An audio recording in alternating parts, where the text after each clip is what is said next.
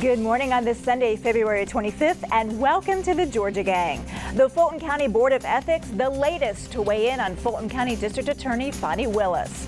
Also, some Georgia senators want to get rid of motor voter registration. And Mayor Dickens weighs in on another run for another term. Melita, Phil, and Theron are all here. Brian Robinson is here filling in for Janelle. Welcome. Thank you. All right, the debate and discussion begin right now. From the Fox 5 studios, the Georgia Gang starts now. Both sides in Georgia's high-profile election interference case involving former President Donald Trump are preparing their final arguments over whether Fulton County District Attorney Fani Willis should be disqualified over her personal relationship with the special prosecutor on the case, Nathan Wade. After a drama-filled two-day hearing on the motion to disqualify Willis, we are now waiting for next steps. A final hearing is expected possibly this week. Eventually, Judge Scott McAfee will present his decision, and a decision that could be appealed. Meanwhile, the Fulton County Board of Ethics will discuss 2 ethics complaints against Willis during their next meeting in March. Melita, we also have some late-breaking news on this Friday from the AJC. Yes, an affidavit was filed on behalf of the defendants in the case alleging new news about the timing of the relationship between Nathan Wade and Fani Willis, which seems to raise questions about prior testimony. This new affidavit alleges more than 2,000 times the two of them called each other during the first 11 months of 2021 and exchanged close to 12,000 text messages.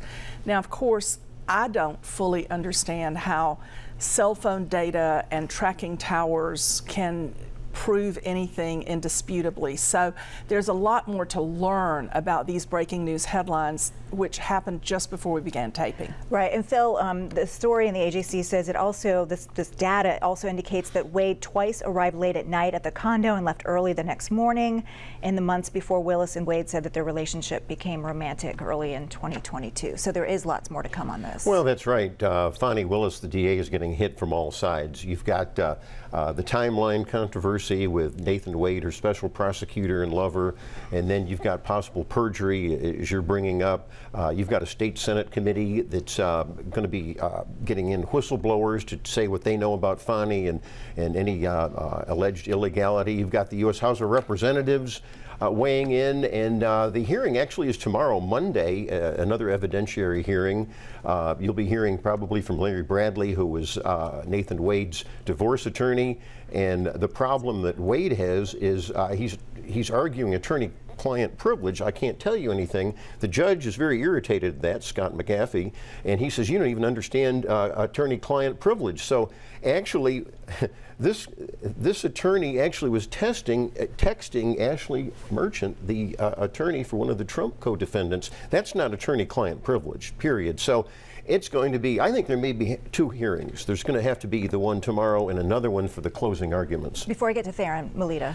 But the hearing on Monday is an in-camera hearing where the judge reviews the evidence. It's not that part of it. The in-camera part is for the judge's eyes only in camera. It's not a public part of the hearing. Then the judge decides what can be a part of the public hearing.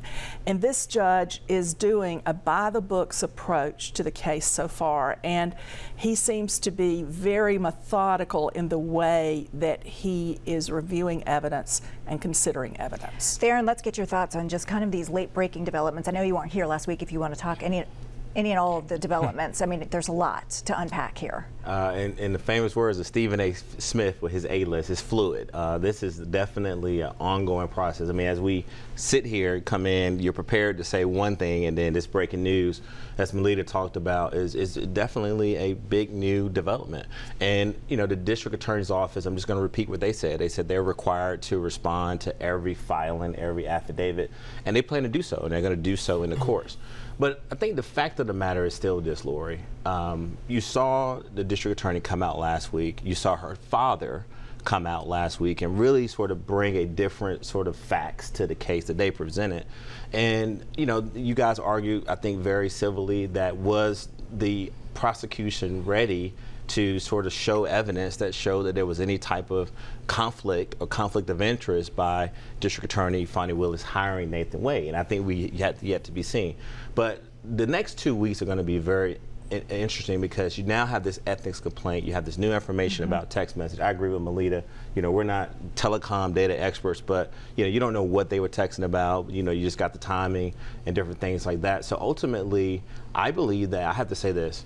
I've been very pleasantly surprised of the amount of women and leaders across the region that has come to the defense and actually stating on record to support District Attorney Fani Willis. I think that her testimony, whether you know you disagree with how she did it and what she said, her standing up there in a very brave way and actually taking the questions directly, answering them to the best of her ability, has really, I think, reinvigorated a lot of women that say that they've experienced some of the same criticism in their roles as leaders, whether they were in politics or not. And I think she really has sort of gotten a lot of support from a third-party group of women that I think is going to be instrumental going forward. Well, I think it also comes down to party lines too. I mean, we saw Kelly Loeffler come out, you know, saying that she should not be in this office anymore or should be removed from the case. So I think it's so partisan on where you stand on this. Well, you know, Fani got up on that stand and she said, "I'm not on trial." And I think given the new news that we have about the cell phone data, I would say she is on trial. And she's on trial for whether or not she told the court the truth about when her relationship, which we know happened, with Nathan Wade started.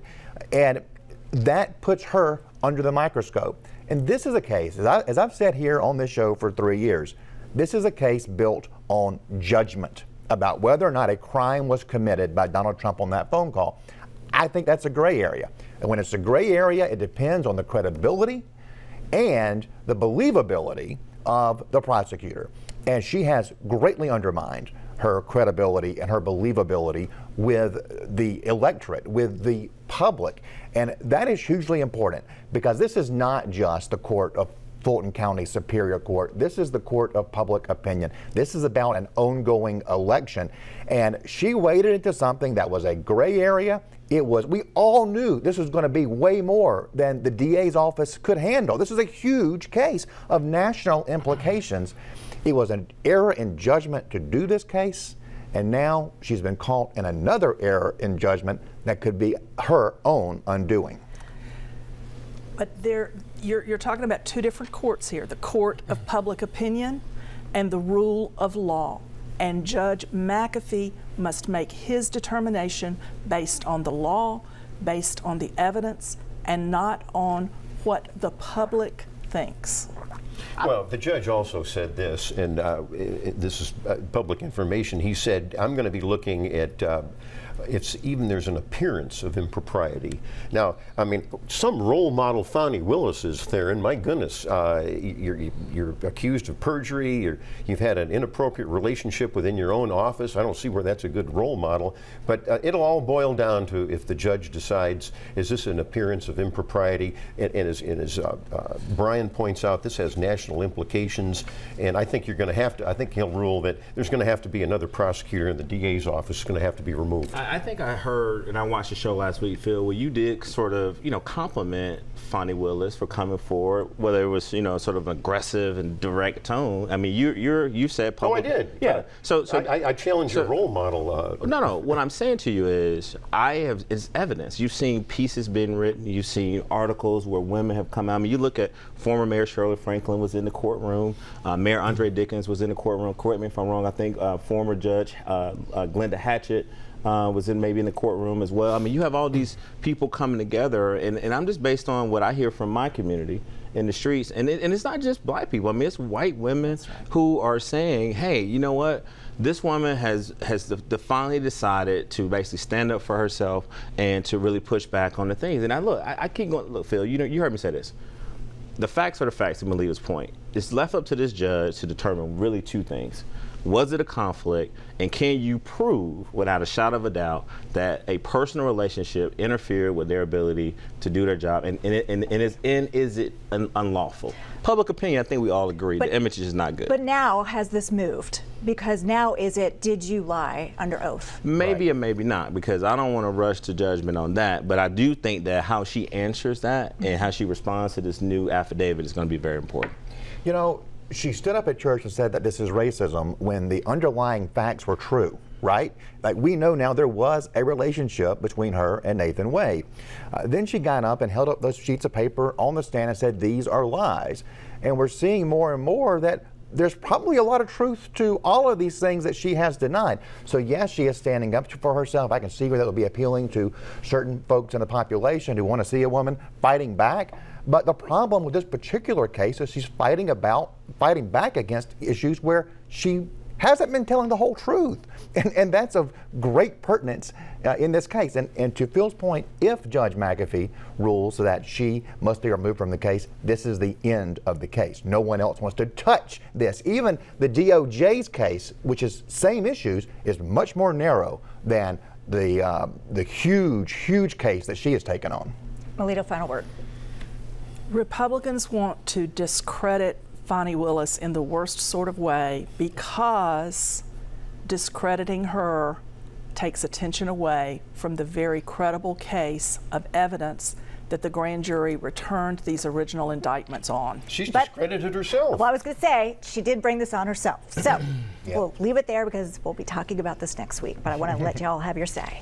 Up next, some Georgia Republicans are looking to end automatic voter registration. We'll discuss next.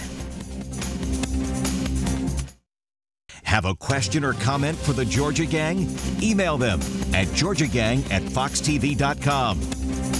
In a party line vote, the Georgia Senate Ethics Committee approved a bill that would do away with automatic voter registration, a policy Governor Brian Kemp implemented when he was Secretary of State. Phil, why do Republicans want to do away with this? I mean, this was like a badge of honor that they had when it comes to voter registration and, you know, the record-breaking numbers of registrations. Well, that's right. But the Republicans have a big problem with some of the big counties like Fulton County and DeKalb County. That's where you have all of these shenanigans. Even before President Trump was president, you've had duplications, and that's been one of the biggest things. And Republicans and even Democrats, too, have gone to court saying, look, there's duplicated voting. The Secretary of State's office is not catching this. This is the other side of the story. If you read the Atlanta Journal-Constitution, you won't get the full story on this. And so it's going to be up, I think, to the courts. And you talk about the rule of law. The Secretary of State only does occasional cleanups, but you have every 2 years elections, and I think it's a good thing. All right, I'm gonna take it to Brian because he's over here rolling his eyes and raising his eyebrows. And Well, my thing is this, because I've heard these things a lot, right? Show me the evidence of there being duplicates. I mean, Brad Carver, who's a friend of mine and a great guy, I think, and a great American, he's a veteran, said this was a massive problem. Okay, well, bring me the data showing that, right?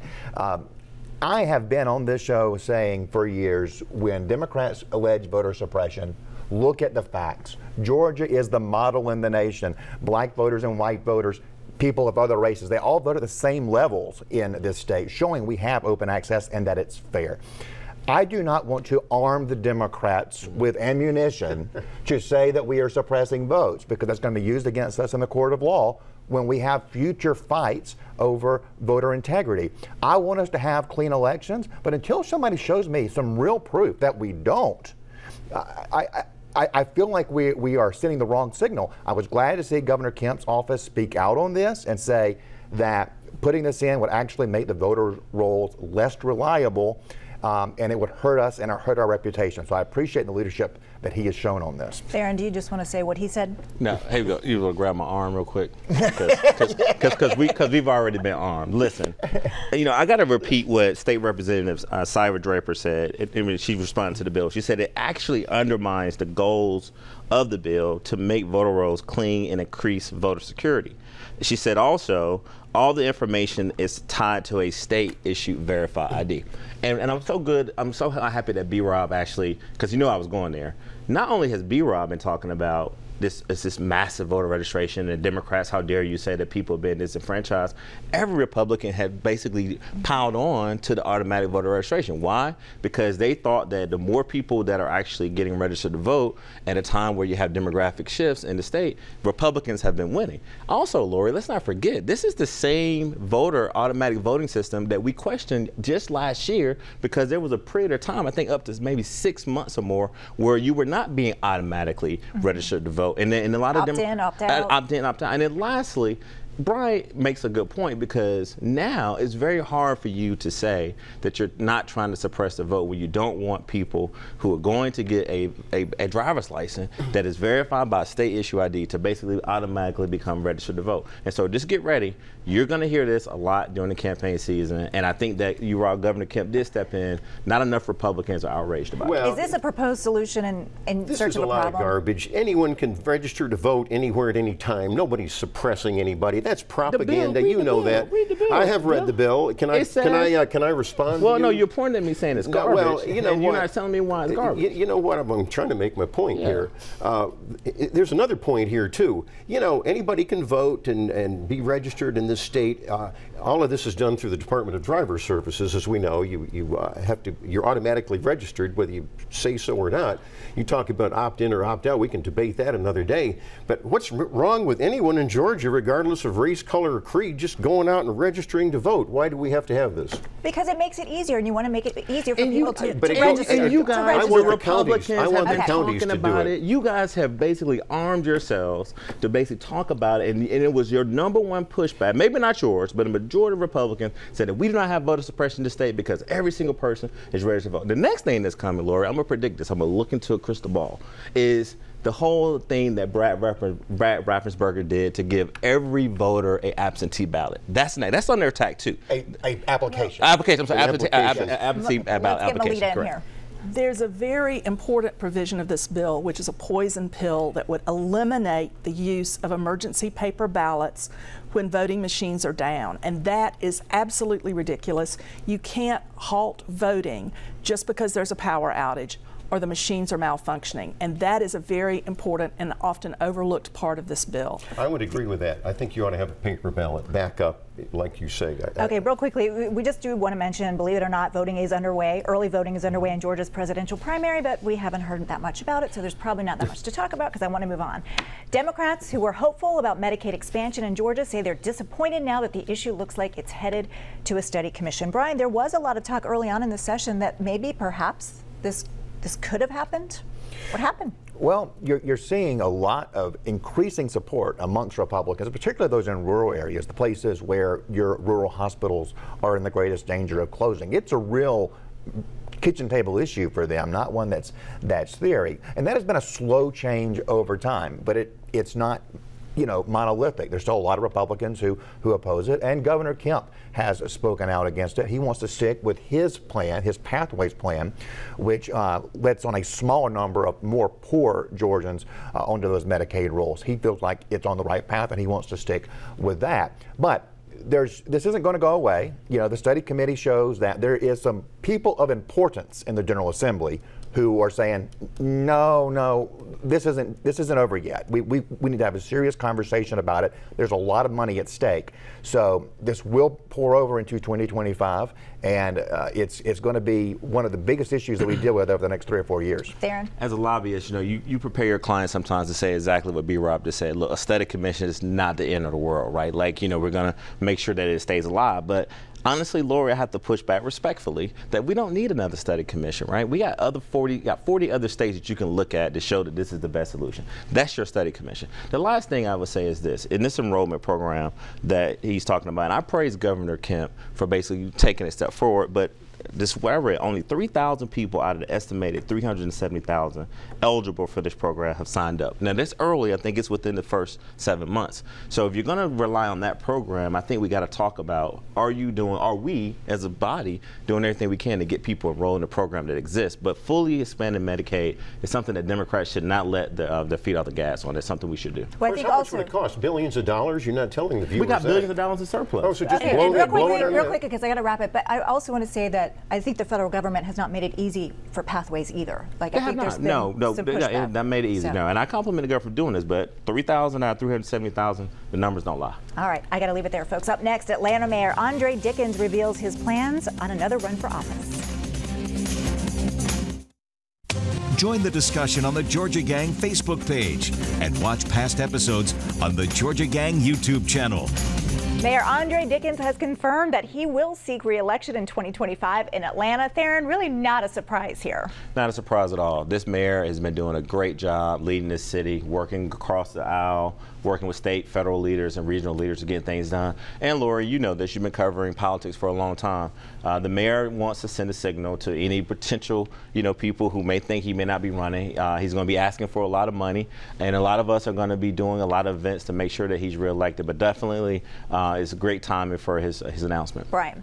At this time, at the end of Keisha Lance Bottoms' term, we knew she was going to be in a lot of trouble politically. Hadn't raised any money, didn't seem to really like the job that much. Andre Dickens seems to love this job, and he really wears it on his face. He loves Atlanta. That comes across. Republicans or conservative voters in the city of Atlanta don't have a lot of options. They don't get somebody from their party to choose from. I do think they're going to largely be okay with Andre Dickens because he's taken a courageous and firm stand on the Public Safety Training Center and stood with law enforcement. As a result, we've seen a lowering of the crime rates in Atlanta, which was a major political issue here when he was first elected.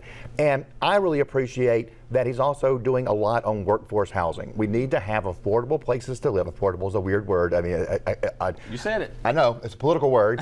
But we need a place for the people who are our workers in the service industry to live in this city, and he takes that seriously. I think conservatives are going to be happy to vote for Andre Dickens next year. I think he's done a good job. Well, a push to make reparations a reality for some descendants of enslaved people in Fulton County has really taken a big step forward. A task force commissioned to study the impact on black families has entered the research phase ahead of presenting their findings and recommendations to Fulton County leaders. Phil.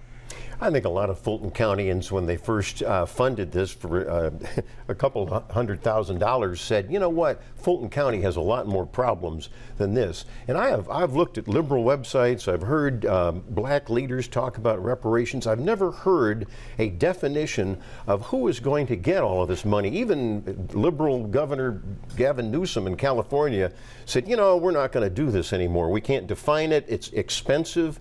And so I think this is just a fool's errand to continue with this when we have all these other problems in Fulton County. Melita. There are some more recent cases. For example, over in Athens, Clark County, there's a group going for reparations to the people who lived on a 22-acre tract that was taken over for new dorms and expansion of the university. That's a more recent, more traceable kind of reparations. So the reparations movement has many components to it, and we need to not forget that. Theron? I mean, look, it's been a topic that is being discussed, and I think that the commission did the right thing, and I think this should be funded, and Marvin Arrington Jr. deserves a lot of credit for keeping this issue going. It's a tough conversation to have about our past. It's a tough conversation to have about people who feel that they were owed something. I think there was something that recently came out that deals with Buckhead, where I lived, where there was clearly maybe some evidence that showed that land was promised to black people and it wasn't given to them. I mean, just to bring it home. And so I'm fine with having a conversation, and I think that look, we're Georgians, and we got to make sure that we continue to put the facts out there. All right, well, we'll leave it there. Coming up, winners and losers. Stay tuned. Time now for the week's winners and losers. Melita, we'll start with you. Well, on the anniversary of his 84th birthday this week, the main post office in Atlanta has been renamed in honor of the late John Lewis. My loser for the week is the Coffee County officials and attorneys who work with them, who are now facing a $700,000 lawsuit filed in federal court in Savannah this week, seeking money over the breach of voting software and the fact that those county officials stonewalled and withheld evidence during the investigation. Phil. Well, this coming Thursday is going to be crossover day in the Georgia legislature, and that's when a bill has to go through and cross over to be considered for passage, and there's going to be some winners, I hope. And there's a lot of, Theron and I were talking about the billions that are in reserves. There's a lot of needed programs, and we'll be talking about it on the gang, so I hope we're going to see some winners there. Another one is Representative Jesse Petrie of Savannah. He's got a good bill that deals with sanctuary cities for illegal immigrants. There are actually some in Georgia. We want to have enforcement when sheriffs, like the sheriff of Gwinnett County, does not send or find out what the citizen status is of his prisoners. That's got to be rectified. Theron. All right, my first winner is going to be the DeKalb County Fire and Rescue Department. Lori, you may remember Tyson, Tatum, China, and I, we all dressed up as firefighters, City of Atlanta firefighters for Halloween, but I want to give these firefighters a big shout out. That's my son Tyson. His favorite thing is to dress up as a fireman in a fire truck, but they took so much great care of him, and these men do such great job in DeKalb County. And lastly, I just want to wish Congressman John Lewis, he would have been 84, had a birthday this week, and thank you all so much for the birthday wishes that I got for my birthday. Nice. Brian. Yes, great. Well, I want to say I spoke to the Cobb Republican women a few weeks ago, and they're huge Georgia Gang fans. So shout out to all of those ladies. They were a great audience. My loser is poor Judge McAfee, not because he's done anything wrong, just because he's just in this awful situation where he's going to get beat up from all sides. But a winner for me is Representative Shaw Blackman, the chairman of the Ways and Means Committee in the House. He's had to do this tax credit issue and big billions of dollars on the line. He's been buffeted by all sides and handled it with a lot of diplomacy. And my winner is also anybody who sells burner phones in the wake of the Nathan Wade news that came out this Friday. All right, real quickly, I did go to the Syracuse-Georgia Tech game. My alma mater lost, but we had so many viewers, a lot of them Syracuse folks. Tanya Robinson, class of 99, Jerome and Latrivia, they're huge Georgia Gang fans, so a shout out to them. Also, John Sherrick, 11 Alive reporter who announced his retirement.